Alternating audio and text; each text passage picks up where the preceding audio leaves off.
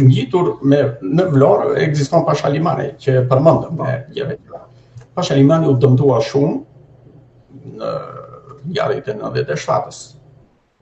U dëmtuan rezervat, teknika, etj.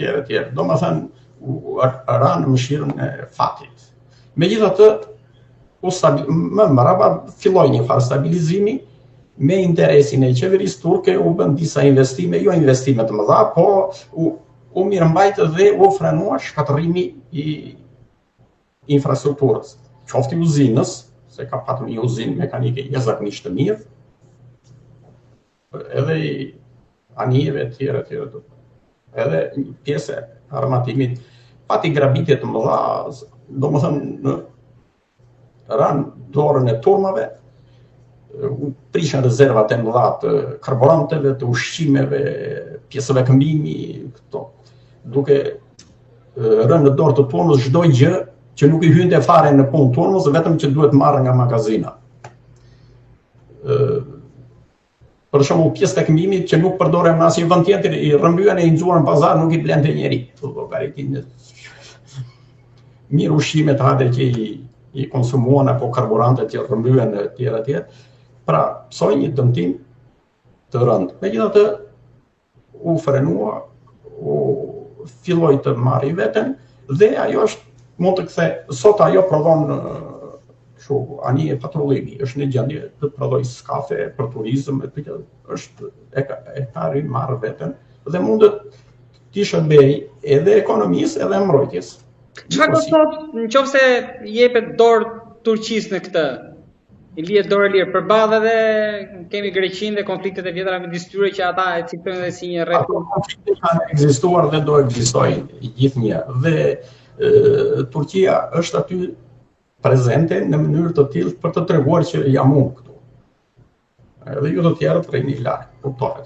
Ajo si bazë në funksion të detyrës së saj si bazë NATO-s shërben për të gjithë NATO, kryesisht për amerikanët, për flotën amerikane, italiane dhe angleze. Dhe grekët nuk mund të futen dot që të ngulin në një gorgj aty, të thonë jeri dhe ne këtu. Dhe prania e Turqisë është gjithnjë për të mbajtur larg Grekun, në një formë ose në një tjetër. Këto janë forma të caktuara diplomatike etj. Për që Sazanit mos bëhet tre e forcave antishqiptare ose synimeve antishqiptare.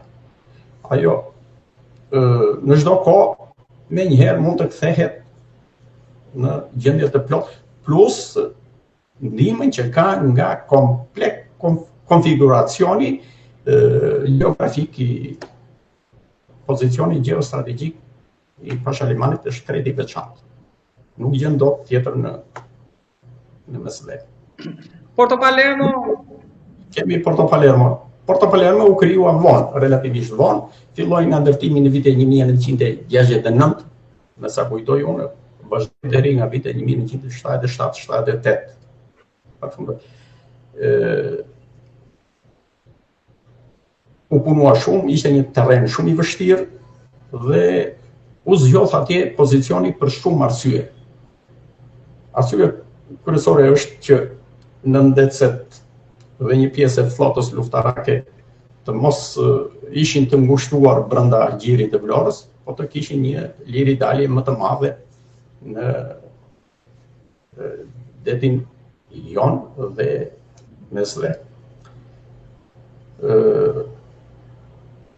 Thellësia e ujit e bën të mundshme që nëndesja vjen deri në breg, ose një anije tjetër, qoftë edhe tonazhi të lartë, sepse deti është i thellë, 40-50 metra në bregdet, aty në atë zonë.